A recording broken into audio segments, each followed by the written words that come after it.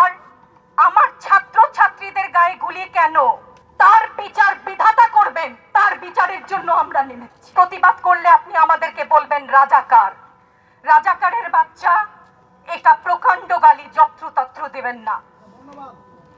আর আমার ছাত্র ছাত্রীদের গায়ে গুলি কেন, আমি এখানে কেন দাঁড়িয়েছি, কেন আজকে কথা বলছি, কারণ আমি মানুষ, আমি শিক্ষিত একজন মানুষ, আপাদমস্তক ভাবে যাকে শিক্ষা বলেন। সেখানে আমি জানি মুক্তিযোদ্ধার চেতনা যদি কিছু আমার ভেতরে বিদ্যমান থাকে, আমি জানি অন্যায়ের প্রতিবাদ করতে হবে। বিচার চাই না বলেছেন, আমিও একমত। কার কাছে বিচার চাবো, কোথায় বিচার চাবো? আমরা ঘৃণা জানাই। আমার ছাত্রদের গায়ে আমি সারা রাত ঘুমাতে পারি না, তাই এসছি যে আজকে যদি কিছু বলে যাই এক পলক ঘুমাতে পারি। যেই বাবা মার বুকটা খালি হয়ে গেছে, তাদের ঘরে কি চলে, কোথায় আছে তারা, কিভাবে আছে? আমার ছাত্রছাত্রী, আমাদের মেয়ে ছাত্রছাত্রীদের উপর যে লাঞ্ছনা হয়েছে, তার বিচার বিধাতা করবেন, তার বিচারের জন্য আমরা নেমেছি। আপনারা আমাদের মুখ বন্ধ করতে পারবেন না। মুক্তিযুদ্ধের চেতনা থেকে জানি, আমরা জন্মেছি একবার, মরবো একবার। ভয় দেখাবেন না।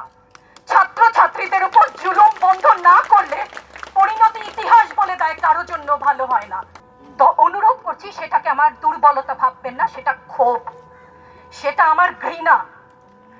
আজকে আমার কিছু প্রশ্ন আছে সবার কাছে, দেশবাসীর কাছে তো করব না, যাদের কাছে করবার তারা বুঝে নেবেন। আমি ইতিহাসের শিক্ষক না, কিন্তু ইতিহাস জেনে বড় হয়েছি।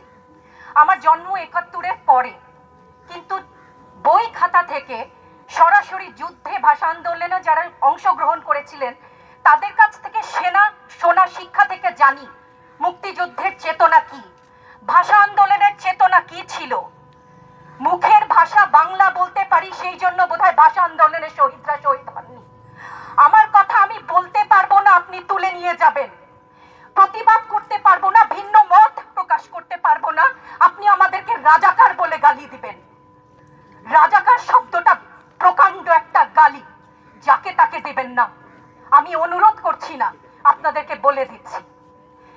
আমার ছাত্রদের কথায় আমি কিছুটা পরে আসছি, সেখানে আমাদের সহকর্মীরা যারা বলেছে সেখানে আমি পূর্ণ একমত।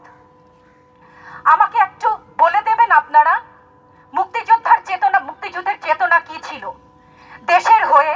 আপনারা বলবেন যে যারা শুধুমাত্র আমার বাবা মুক্তিযোদ্ধা ছিলেন তাই আমার অধিকার প্রাপ্য অনেক কিছু, সেখানে পূর্ণ সহমত। কিন্তু এর পরবর্তী কাল থেকে আজ পর্যন্ত যে সমস্ত মানুষ দেশের বিভিন্ন জায়গায় বিভিন্ন ক্ষেত্রে নিজের স্বার্থ বলিদান দিয়ে দেশের জন্য কাজ করে যাচ্ছে, সৎ পথে উপার্জন করছে, টেবিলের তল থেকে 10 লাখ 5 লাখ টাকার কোটি টাকা তো বাদই দিলাম না, সেই সমস্ত লোক সম্বরণ